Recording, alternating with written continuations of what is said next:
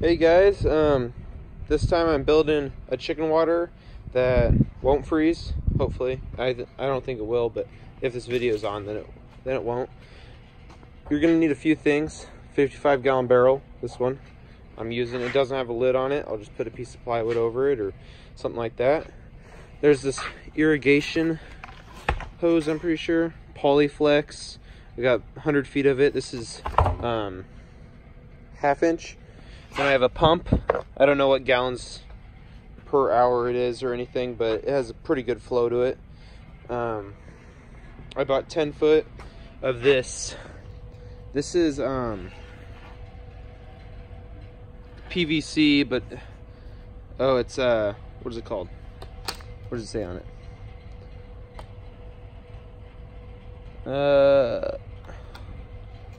I don't know where it says, but it's the thinner stuff. I would have rather bought the thicker stuff. It was just more expensive. So then you're gonna need 10 feet of that, or however many feet you could get away with. I don't know. If you're only doing one, I have 2 chicken coops and a duck house, and this is gonna do it all at once. And you can do it with just a few feet if you only have 1 chicken coop, or a few little, I don't know. You can get away with a few feet, you'll see. You're gonna need the nipple waters right here, the screw-in ones. I haven't ever used the push-in ones, but the screw-in ones seem like they always work.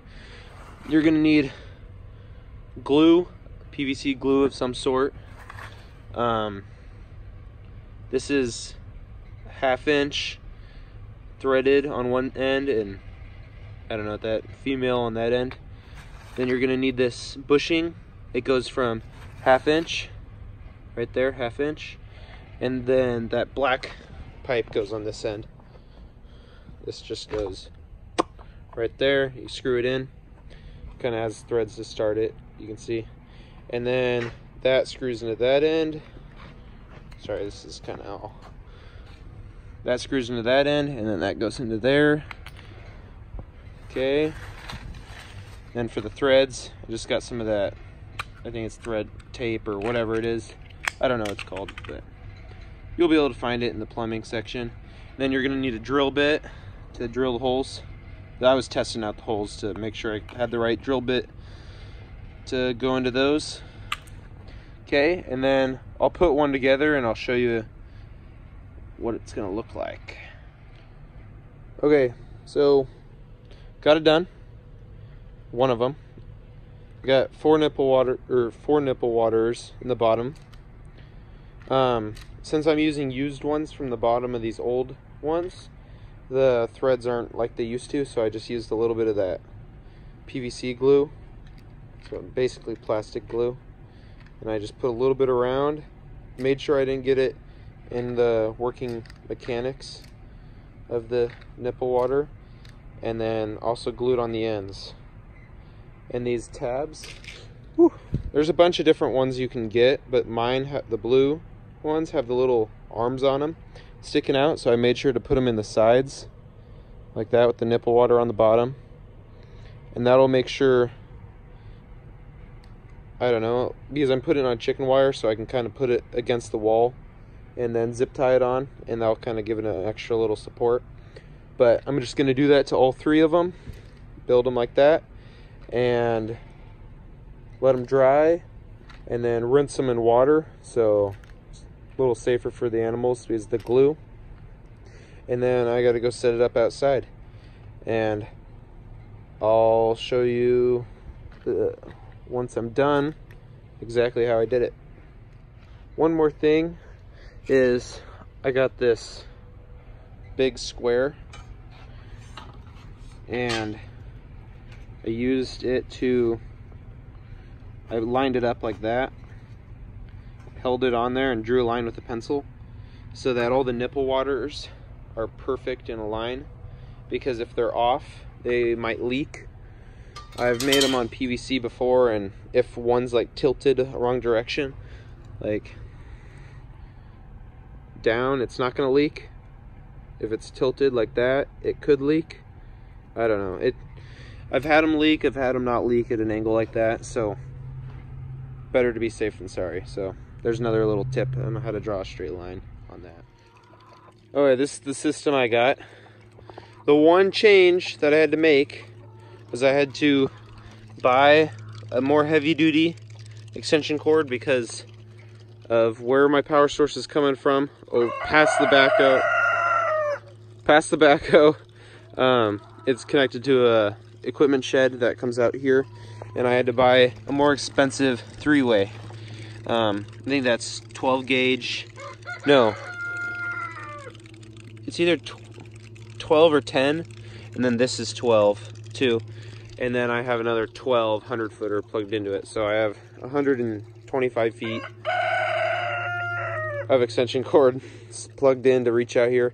I know that's not like you're supposed to have 100 at max, but this is, I have to get power out here to power these two things. I had to move to a smaller heater. This is a bucket heater. It's a 250 watt, I think, and then I have a pump in there. I don't know the like gallons per hour, but it's decent. Like you can see, it's moving a decent amount of water, and that's with the hose crimped, kind of pushed. Like, I don't know, it's not perfect circle at the end. It's kind of more of a oval, so that it has to build up a little bit of pressure to push through. Comes down from the pump. The pump end is this one. Goes to nipple waters right here. You can see that we got into like, I think it was 25 last night, and it's still working good. I have a little bit of 1/2-inch insulation on the hose to keep it warmer longer. So it goes to the first set. There's 4 nipple waters there. Runs along, goes to the other set of 4, and then pops back out again, comes around, goes to those ones right there. They're a little crooked. Ducks are, not good at drinking out of them, but definitely doable for them. There's a big slab of ice underneath from the ducks drinking out of them and them spilling it all, but whatever. It's the winter. When it becomes starting to be nicer out, I don't have to use this system anymore, and I'll just move their run area. There's the ducks, but then it comes out the other end. See, out the other end, comes around, runs back, and drops back into the barrel. The reason I have the heater in there is, you can see, it's kind of dark, but it's melting the snow around it, and it's also a black pipe, so it's absorbing the sunlight, and it's also getting warm that way. So when it gets dark and it's not sunny anymore, it lasts a little bit longer. But it's like, if I put my hand in the water, it's not warm, but it's not like super cold. It's not like freezing cold, like I gotta take my hand out, but it's decent.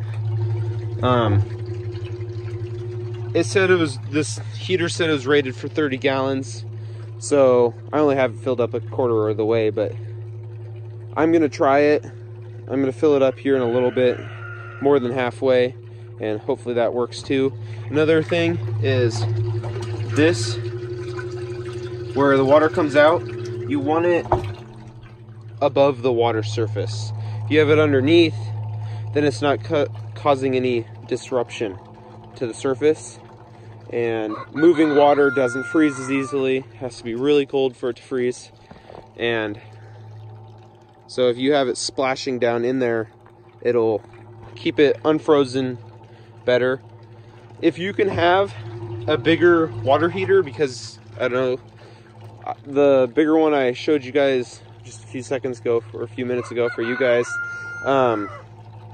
it was too powerful. It kept on breaking this, or blowing the circuit, so I had to move to a smaller one. The other one was a 1,500 watt, and that was just way too much for the water, or the power that I got out here. And then I also have all these Christmas lights plugged in to keep it nice and lit up out here, scare away off predators and It's just nicer. If I have to feed them late at night or come out and check on the water or something like that, it's a lot nicer right here with all the lights. And these are all LED ones, so they're a little, they don't use, I think they use like 14 watts for all of like 100-foot strand I have, which is like barely anything. And then the pump uses probably 100 watts, and then the water heater uses 250 watts. And the only other thing I have plugged in is an electric fence charger for the ducks electric fence. It doesn't even need to be plugged in. I just find that I feel safer with it plugged in from predators. But that's, if you have any questions at all, just don't hesitate to ask. I'll do a video in the future, hopefully, if you guys want, of it when it was like 10 degrees at night, just to show that it works, or I can edit the comments to see. But it's gonna get cold down, it's gonna get really cold over here, so there's the water. I'm keeping their other ones in here just until, I'm not filling them up or anything, I'm just keeping them in there until they run out. They're all frozen right now, so during the middle of the day when they might unfreeze a little bit, they can drink a little bit of water out of them, but they'll have to go thirsty until they figure out how to use them. They've all been on nipple waters before in the summer, so it shouldn't take long for them to learn how to use these ones.